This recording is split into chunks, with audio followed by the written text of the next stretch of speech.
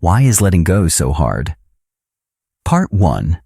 It's a simple question, but it sits at the very heart of so much of our human struggle. We've all been there, haven't we? Lying awake at night, replaying a conversation from years ago, feeling that same hot flush of anger or embarrassment as if it just happened. Or maybe for you, it's the ghost of a past relationship, a shadow that looms over every new connection you try to make. You know you should move on. Everyone tells you to. You even tell yourself to. But you just can't. It feels like trying to let go of a part of your own body. It's the job you lost, the opportunity you missed, the person you used to be. We cling to these things, these memories, these identities, with a white-knuckled grip, even when it's clear that holding on is what's causing all the pain. It's a paradox that has tormented us for millennia. But what if the difficulty isn't a personal failing? What if it isn't a sign of weakness, but rather a sign that your brain is simply doing the job it was designed to do?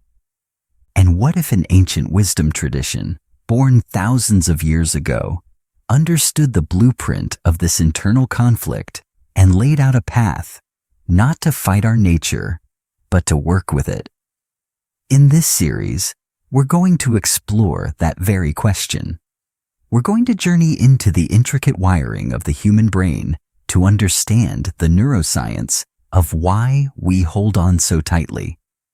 And we will see how these modern scientific discoveries echo the profound insights of Buddhist philosophy. This isn't just about understanding a problem. It's about finding a new way to relate to it, a way that might just change how you see everything. To understand why letting go is so difficult, we first need to meet the key players in our own minds. Imagine your brain has an ancient, highly effective security system. The core of this system is a small, almond-shaped structure called the amygdala. The amygdala is your emotional smoke detector. It's not a thinker, it's a reactor. Its job is to scan every experience for potential threats or rewards and to tag them with an emotional charge. When you have a painful experience, a harsh criticism, a sudden breakup, a moment of deep failure, your amygdala lights up and essentially shouts, "Pay attention. This is important. This is dangerous." Remember this so we can avoid it in the future. This emotional tag is then sent next door to the hippocampus, which you can think of as the brain's librarian. The hippocampus takes this emotionally charged event and files it away into your long-term memory. Because the amygdala flagged it as a high-priority threat, the hippocampus stores it in a very accessible, easily retrieved location. This was an incredibly useful system for our ancestors. Remembering the rustle in the bushes that was followed by a predator was crucial for survival. The system is designed to prioritize negative experiences because, from an evolutionary standpoint, forgetting a threat is far more dangerous than forgetting a pleasant moment. You don't die from forgetting where you saw a pretty flower, but you can die from forgetting where you saw a tiger. This creates what scientists call a negativity bias. Your brain is fundamentally wired to be like Velcro for bad experiences and Teflon for good ones. This is the first piece of our puzzle. The very hardware of our brain is designed to latch onto pain and fear. But it gets deeper. Every time you recall that painful memory, you aren't just passively viewing an old file. You're actively refiring the same neural circuits that were created during the initial event. There's a famous saying in neuroscience known as Hebbian theory that goes, "Neurons that fire together, wire together." Think of your brain as a dense forest. The first time you have a thought or an experience, you trample a small path through the undergrowth.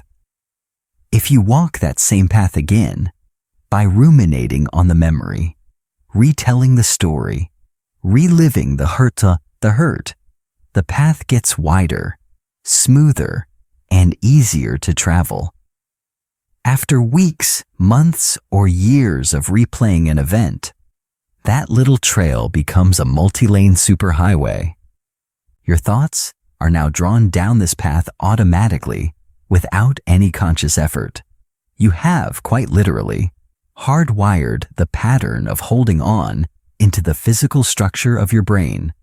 So, when you try to just let it go, you're not fighting a feeling. You're fighting deeply ingrained neurochemistry. You're asking your brain to abandon a well-paved highway and start hacking a new path through the dense jungle with a machete. It's difficult, tiring, and feels unnatural because the path of least resistance leads right back to that old, familiar pain. Now, this is where our ancient wisdom comes in, because Buddhist thinkers identified this exact mechanism thousands of years before we had fMRI machines to see it. They gave it a name, upadana. This Pali word is often translated as clinging or attachment, but its literal meaning is more visceral. It means to take up or to feed upon. It's not a passive state. It's an active process of fueling and sustaining something. We feed the memories, we feed the resentments, we feed the regrets. We are actively supplying the energy that keeps these neural pathways strong. Buddhism also offered a foundational concept to counter this: anicca, or impermanence. The universe's fundamental law is that everything changes. Nothing is static. Relationships end, our bodies age, feelings arise and pass away, moments come and go. The core of our suffering, according to this view, arises from the clash between our brain's desperate attempt to create permanence and security, to hold on to what is pleasant and push away what is painful, and the universe's relentless reality of change.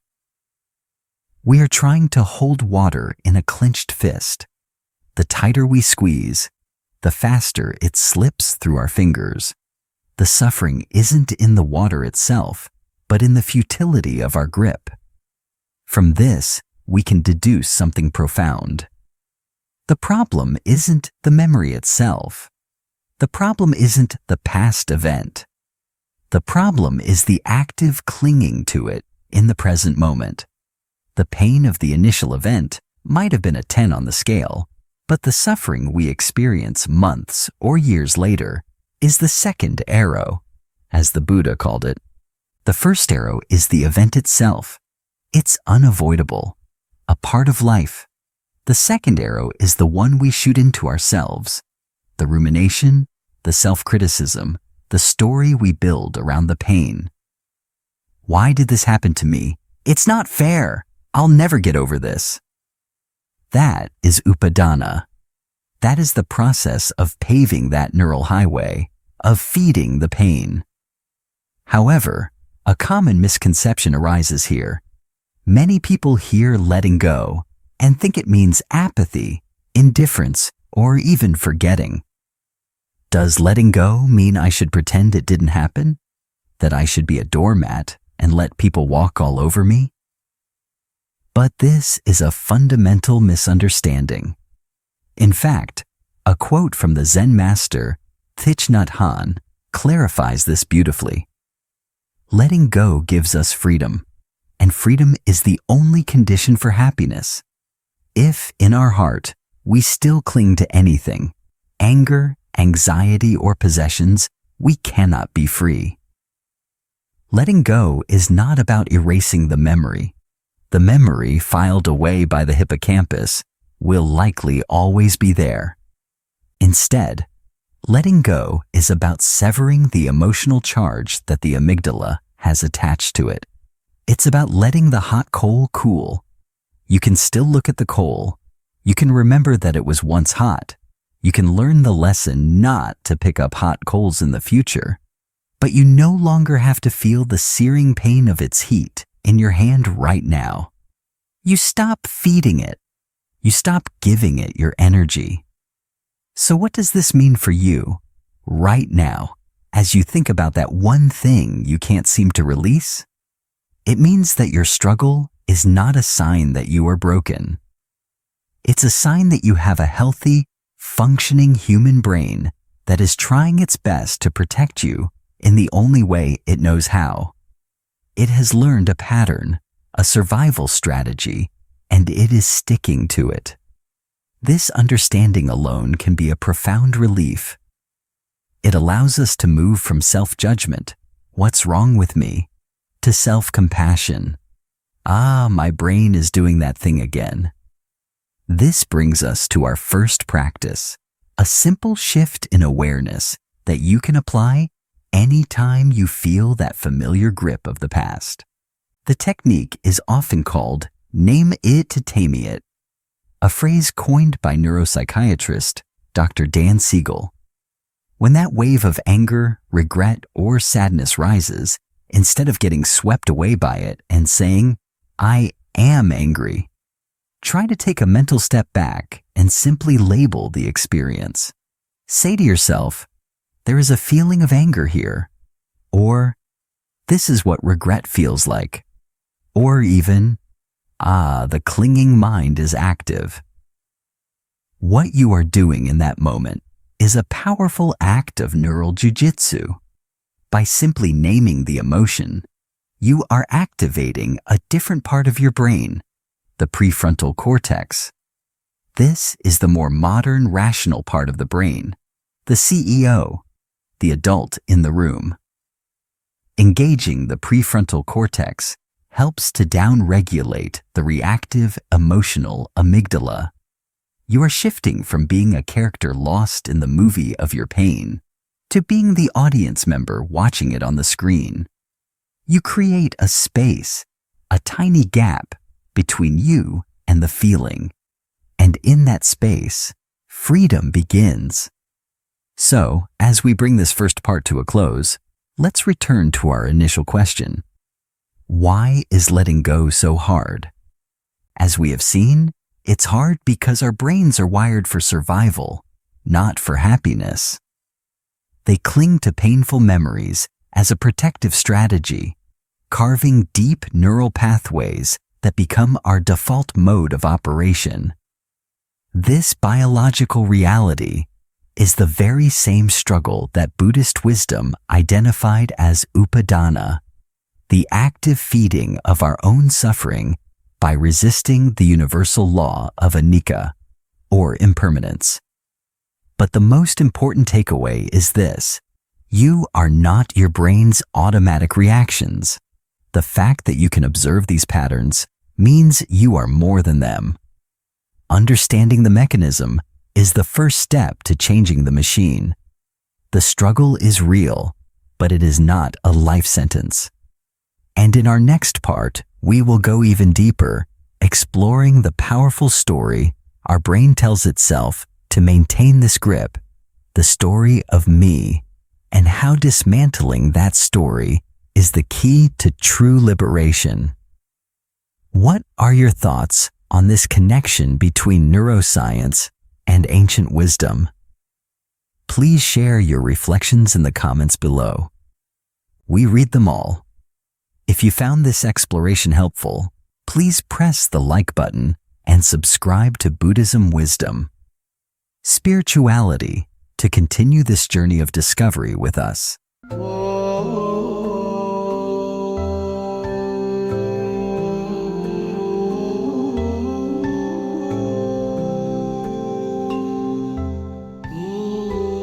Part 2. In our first part, we uncovered the biological mechanics of why letting go is so difficult.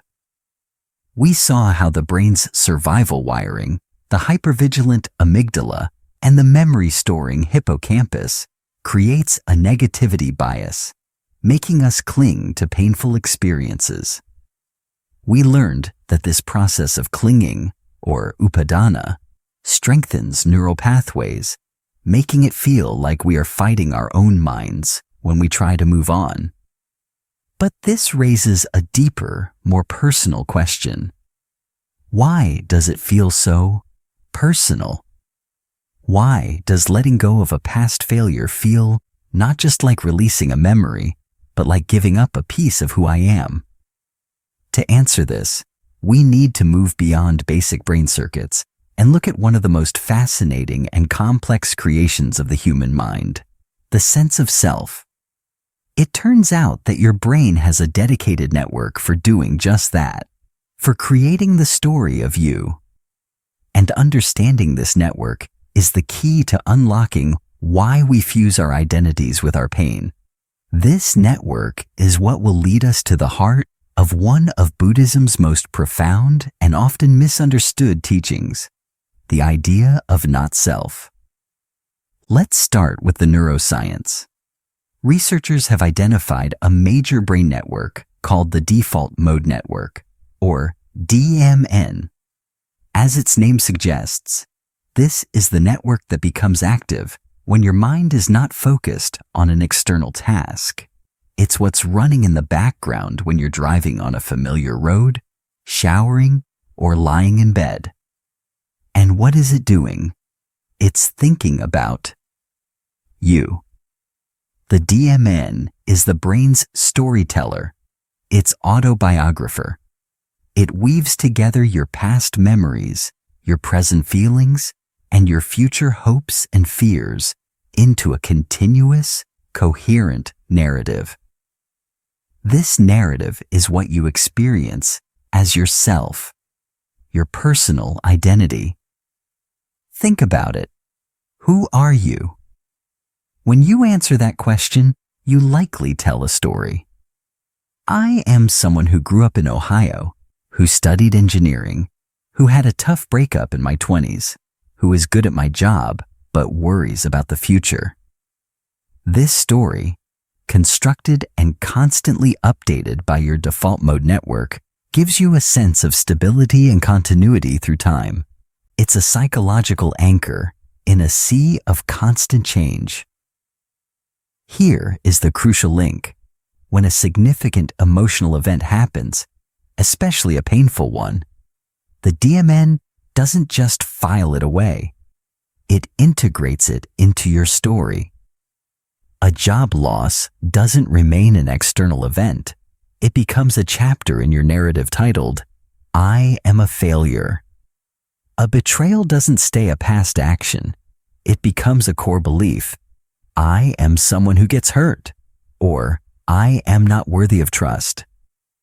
The pain becomes a pillar in the architecture of your identity.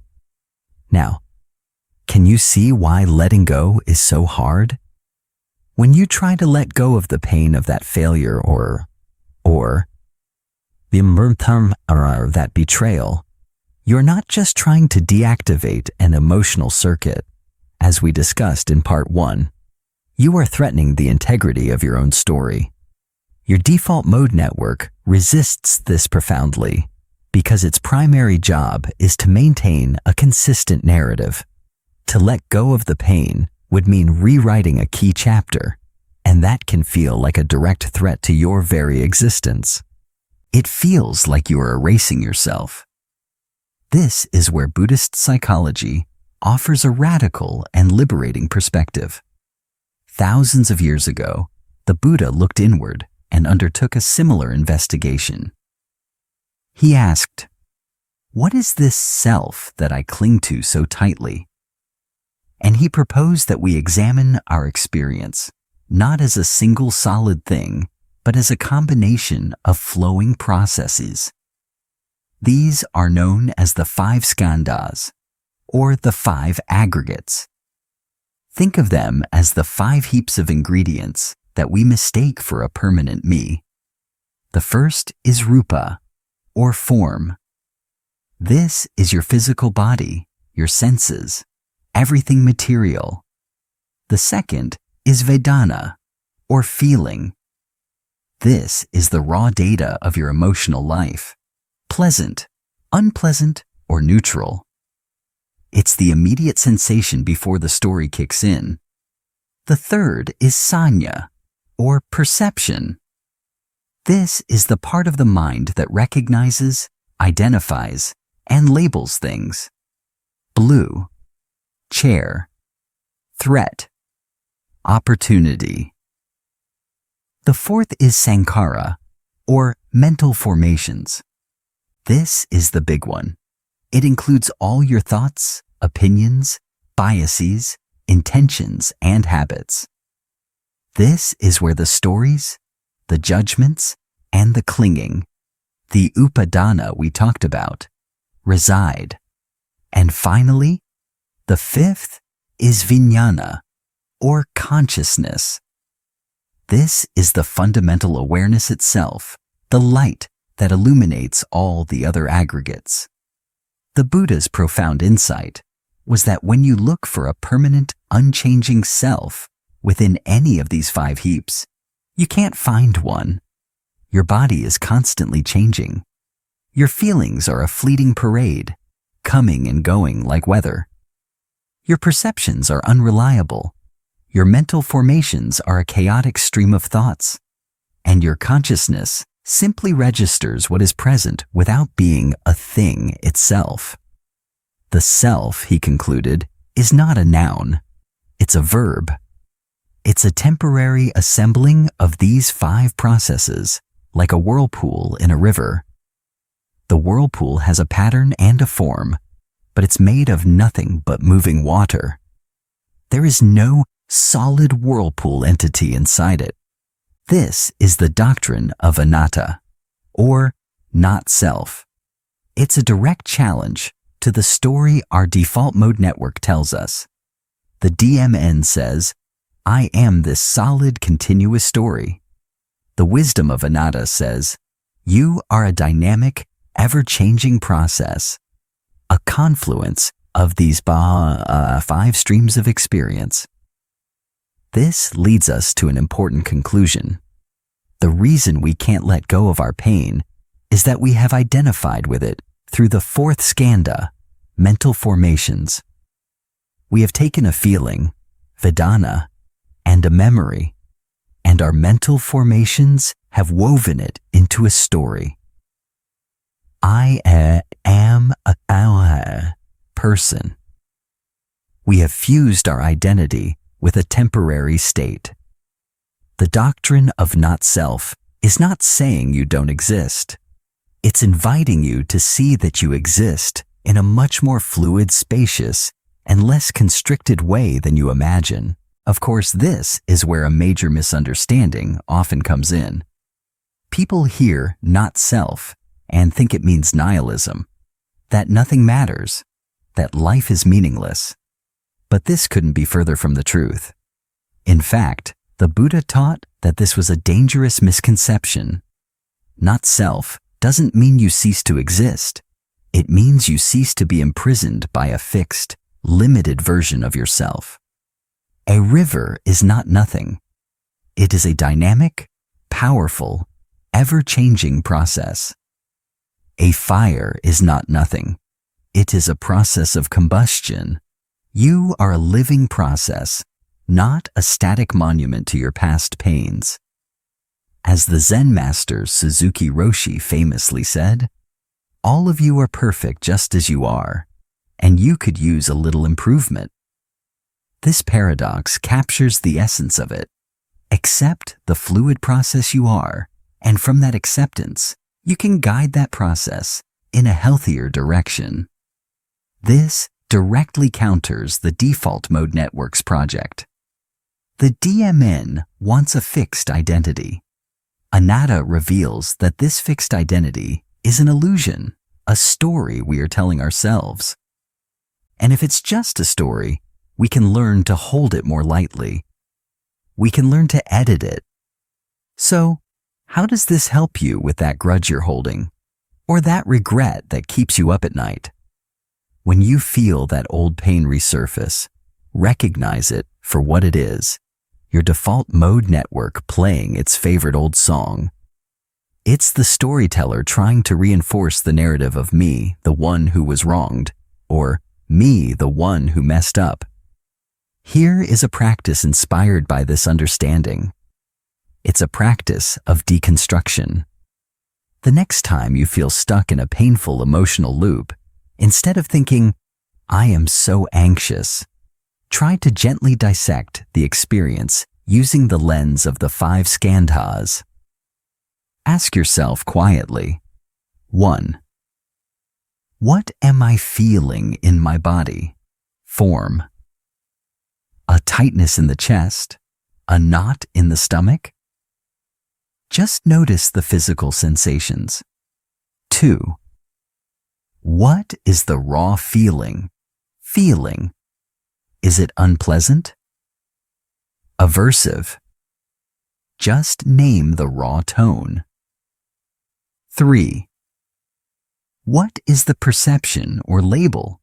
Perception. Is it anxiety? Failure? 4. What are the stories, mental formations? My mind is telling me right now, this will never end. I always do this. It's all my fault. Just watch these thoughts as if they were sentences appearing on a screen. 5. And can I be the awareness, consciousness, that is simply witnessing all of this happening? You don't need to fix anything. The goal is not to get rid of the experience, but to see it clearly as a collection of passing processes rather than as a solid monolithic me. You're not the tightness in your chest. You're not the thought, "I am a failure." You are the space in which all of that is unfolding. By doing this, you're loosening the glue that binds your identity to your pain. You're gently pulling apart the illusion that your DMN has so skillfully constructed. So, returning to our journey, we see that the clinging we explored in part 1 is so powerful because it gets woven into the very fabric of our identity by our brain's default mode network. We create a self that is built in part from our pain, and so letting go of the pain feels like self-annihilation. The ancient wisdom of the 5 skandhas and not self offers a revolutionary alternative: to see ourselves not as a fixed noun, but as a dynamic verb. We are not a statue.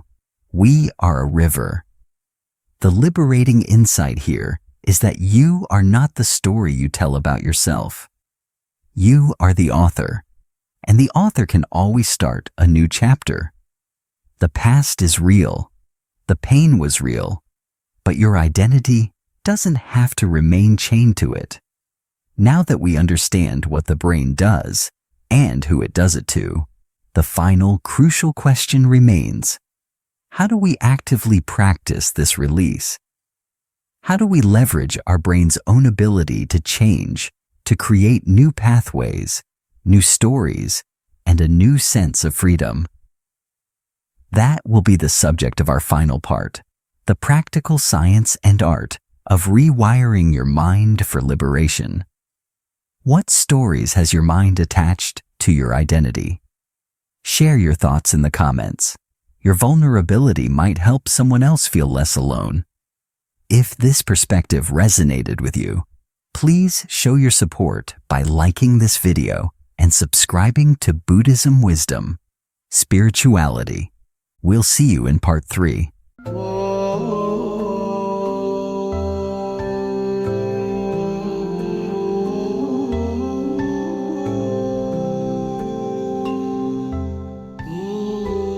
Part 3. Welcome back. In our journey so far, we have traveled from the depths of the brain to the heights of ancient philosophy. In part 1, we discovered the brain's survival mechanisms, the neurochemical reasons why our minds are like Velcro for pain, a process ancient wisdom called upadana, or clinging.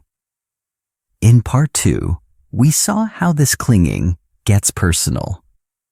We explored the default mode network, the brain's inner storyteller that weaves our pain into the very fabric of our identity, and how the Buddhist teaching of anatta, or not self, offers a way to deconstruct this painful narrative, we now arrive at the most crucial part of our exploration: the how. Knowing why we're stuck is insightful, but how do we actually get free? If our brains have carved these deep highways of pain, are we doomed to travel them forever? The answer, thankfully, is a resounding no. And the reason for this hope lies in one of the most exciting discoveries of modern neuroscience, a concept that provides the scientific bedrock for the practices of transformation that have been taught for centuries. This concept is called neuroplasticity. Neuroplasticity is, simply put, the brain's ability to change, adapt, and reorganize itself throughout your entire life. For a long time, it was believed that the adult brain was largely fixed. But we now know this is untrue. The old adage we discussed, neurons that fire together, wire together, has a powerful corollary. Neurons that fire apart, wire apart. This means you can actively weaken old, painful neural pathways and build new, healthier ones. Your brain is not a static sculpture. It's more like a living garden. If you stop watering the weeds of rumination and resentment, they will wither. And if you start watering the seeds of awareness, compassion, and acceptance, they will grow strong and flourish. This is not just a hopeful metaphor. It's a biological reality. Studies using brain scans on long-term meditators, for example, have shown remarkable physical changes. They tend to have a less reactive, smaller amygdala, the brain's alarm center we met in part 1. They show increased thickness in the prefrontal cortex, the seat of emotional regulation and wise decision-making, and they exhibit a weaker connection and influence from the default mode network, that storyteller of the self. In other words, meditation and mindfulness practice physically remodel the brain to be less reactive, more resilient, and less trapped in self-referential stories. The ancient paths of wisdom, like the Buddha's Eightfold Path, can be seen as a comprehensive system for intentionally harnessing neuroplasticity. Two components of this path are especially relevant here: right effort and right mindfulness. Right effort is the conscious and gentle intention to let go of unskillful mental states, like clinging and aversion, and to cultivate skillful ones, like kindness and clarity. It's the decision to stop walking down the old highway and to start blazing a new trail. Right? Mindfulness is the tool you use to do it. It is the moment-to-moment, non-judgmental awareness that allows you to see the choice point before you react automatically. But it's not just a top-down mental process. The mind and body are intricately linked. When you're stuck holding on to something, where do you feel it?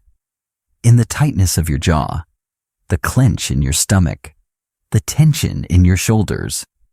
Our emotional burdens are stored as physical patterns. A crucial player here is the vagus nerve, a massive nerve that runs from the brain down into the torso, connecting with the heart, lungs, and digestive tract.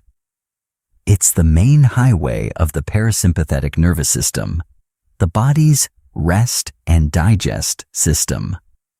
When you stimulate the vagus nerve, you send a powerful signal back to your brain that says, "You are safe, you can relax, you can let down your guard." This directly calms the amygdala, making the mental work of letting go infinitely easier. So, let's move from theory into embodied practice. I'm going to guide you through 3 simple, concrete exercises that integrate these principles. These are not quick fixes, but rather skills you can cultivate over time to to literally rewire your brain for freedom. Our first practice is called watching the clouds. It directly trains right mindfulness and weakens the DMN's hold. Find a comfortable place to sit for just a few minutes. Close your eyes if you're comfortable. Simply bring your awareness to your breath, feeling the sensation of the air moving in and out. Now, imagine your mind is a vast, open blue sky. Your thoughts, feelings, and memories are simply clouds passing through that sky. When a thought or feeling of that thing you're holding on to arises, your task is not to make it go away, nor is it to jump onto the cloud and fly away with it. Your task is simply to notice it. Label it gently. Ah, the story of my old job. There is the feeling of sadness, a cloud of worry.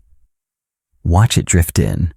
Watch it hang there for a moment, and watch it eventually drift away, just as all clouds do. You are not the clouds. You are the sky. Practice this for just 3 to 5 minutes a day. You are training your brain to disidentify from its own content. Our second practice focuses on the body and the vagus nerve. This is for when the feeling of holding on is intensely physical. Again, sit or lie down comfortably. Place one hand on your chest and one on your belly. We're going to practice a simple breathing exercise. Breathe in through your nose for a count of 4. Hold for a moment. Then, breathe out slowly through your mouth for a count of 6, or even 8 if you can. The key is to make your exhale longer than your inhale. This long exhale is a direct way to stimulate your vagus nerve. As you breathe out, imagine you are releasing the physical tension from your body. Imagine the knot in your stomach loosening, the tightness in your chest softening. With each long exhale, you are sending a message of safety to your brain, telling the amygdala to stand down. You are letting go on a physiological level. Our third and final practice is perhaps the most transformative, especially for letting go of resentment towards others or harsh judgment towards ourselves. It is the practice of metta, or loving kindness. It actively builds new neural pathways of connection and compassion. Close your eyes. Bring to mind an image of yourself. Silently, offer these phrases to yourself. May I be safe. May I be happy. May I be healthy. May I live with ease. Feel the intention behind the words. You are watering the seeds of self-compassion, letting go of the self-criticism that keeps you stuck. Now, bring to mind someone you have difficulty with, the person connected to the grudge you are holding. This can be hard, so be gentle. See them in your mind's eye as a complex human being, just like you, with their own stories and their own pain. And, as an experiment, try to offer them the same phrases. May you be safe. May you be happy. May you be healthy. May you live with ease. You're not condoning their actions. You're not saying what happened was okay. You're making a choice for your own freedom to stop carrying the burden of hatred. You are letting the hot coal cool, not for their sake, but for yours. And so we return one last time to our question. Why is letting go so hard? It's hard because our brains are wired to hold on. It's hard because our identities get tangled up in our pain. But as we have seen, it is not impossible. In fact, our brain's own capacity for change, its neuroplasticity, is the key to our liberation. Letting go is not a single dramatic event. It is not an act of violent will. It is a gentle, continuous practice. It is the practice of seeing our thoughts as clouds, not as truths. It is the practice of soothing our own nervous system through our breath. It is the practice of courageously choosing compassion over resentment. The greatest freedom, the wisdom traditions and modern science both seem to tell us, is not found in controlling the world or erasing the past. It is found in changing our relationship to our own minds. It's the profound realization that you don't have to believe every story your mind tells you. The pain of the past may have shaped you, but it does not have to define you. The path has been laid out, the tools are in your hands, and the capacity for change is wired into your very being. The rest of the journey is up to you. What part of this three-part journey resonated with you the most? What practices will you try? Please share your experience and reflections in the comments below. This is a community of fellow travelers, and your story matters. If this exploration has been meaningful for you, please press the like button and subscribe to Buddhism Wisdom, Spirituality, to continue discovering the profound intersection of ancient wisdom and modern life with us. Thank you for walking this path with us. Be well.